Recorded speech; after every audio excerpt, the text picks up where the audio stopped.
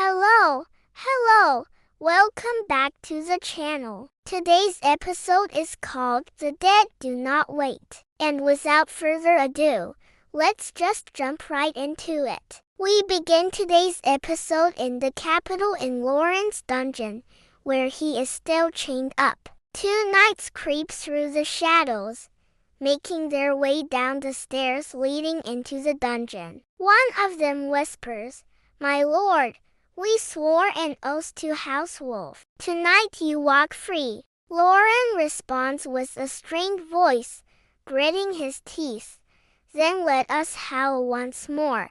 As the knight loosens his chains, Lauren escapes into the darkness. In the king's chamber, Darius sits uncomfortably heavy on his throne. He calls for his advisor, who leans in close to hear what the king has to say. Darius whispers back, "Why does my queen crave the wolf's head so desperately?" "Perhaps the wolf is not the traitor after all," he says, shaking his head in thought. Meanwhile, Ceylon watches from the shadows behind the tapestry, a cold smile creeping onto her face. Meanwhile, Prince Adrian stands confidently in his council room, surrounded by a handful of men whose faces are shrouded in darkness. Only Adrian's face is illuminated by the light of a nearby torch, casting an eerie glow over his features.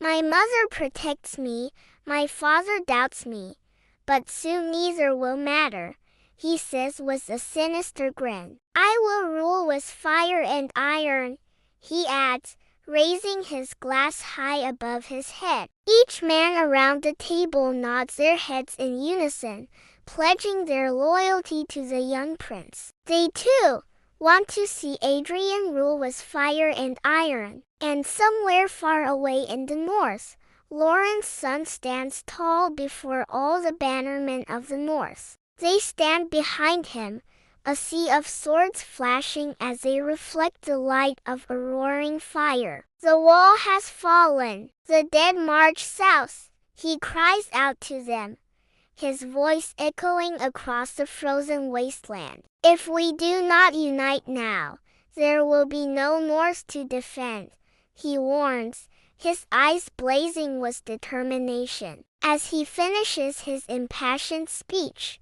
each lord rises to their feet, one by one, and bangs their swords against their shields, creating a deafening roar that shakes the very foundations of the icy castle walls. At that moment, everyone here is united. They put aside their differences and come together under the banner of House Wolf, pledging to fight back against the icy invaders who threaten to engulf the world in eternal winter. But this fragile alliance is only the calm before the storm. For there are forces at play that seek to exploit the chaos and seize power for themselves. Can the northern lords set aside their differences long enough to save their kingdoms? Or will they fall prey to the machinations of those who seek to exploit the chaos? Only time will tell. Meanwhile, far away from the drama unfolding in the north,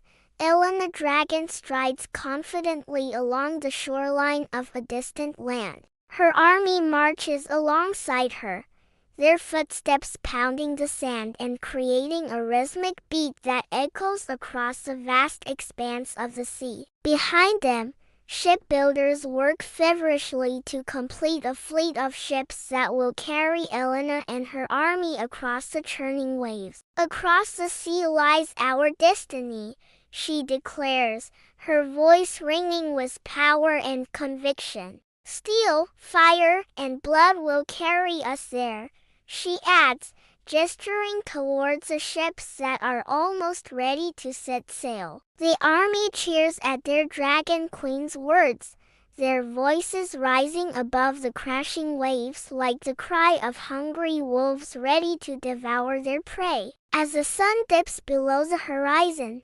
casting long shadows over the land, the ships are finally ready to set sail. With a final flourish, Ellen the dragon and her army board the ships and set sail for the unknown. The vast ocean stretches out before them, promising adventure, danger, and perhaps even glory. Elena stands at the front of her ship, her eyes fixed on the horizon, her hair streaming behind her like a banner in the wind. Her army is with her, ready to face whatever challenges may come their way.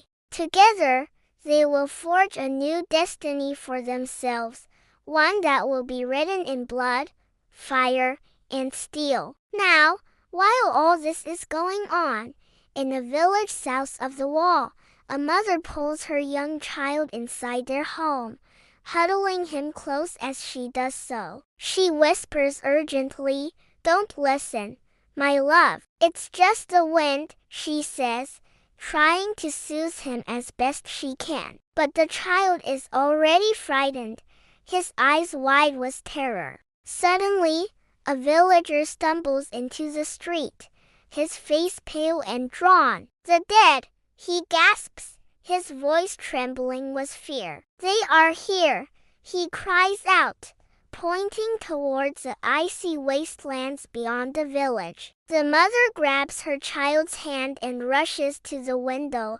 peering out into the distance. Her heart sinks as she sees what is approaching. The icy army is here, their numbers stretching as far as the eye can see. They march relentlessly towards the village, their eyes glowing with an eerie, otherworldly light. A chill wind sweeps across the land, carrying with it the stench of death and decay. The mother pulls her child away from the window, shielding him from the sight of the approaching horde. "Quick, we must leave," she says, her voice urgent. She grabs some supplies and throws them over her shoulder, then rushes to the door. "We must flee," she cries out to the villagers, who have just begun to stir. "The dead are here," she screams, her voice echoing through the empty streets. Meanwhile,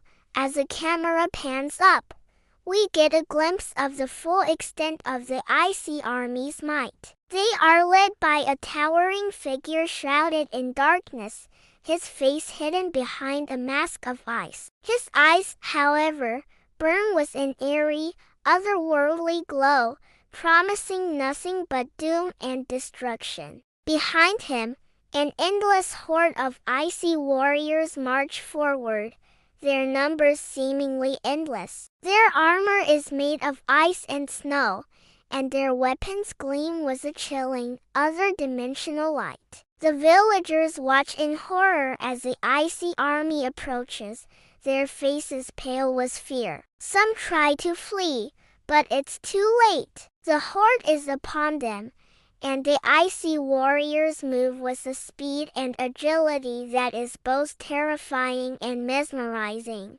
The screen fades to black as the icy army descends upon the village, leaving only the sound of their icy weapons ringing in the air. As the episode comes to a close, we are left on the edge of our seats, wondering what will become of the villagers and what fate awaits them at the hands of the icy army. Will anyone be spared, or will everyone be doomed to an eternity of ice and darkness? Only time will tell. That's all for today. Thank you so much for watching, and make sure to tune in next time to find out how the Ice Army impacts the kingdoms of Isia. We'll see you then. Until then, keep watching, keep thinking, and stay awesome. Bye!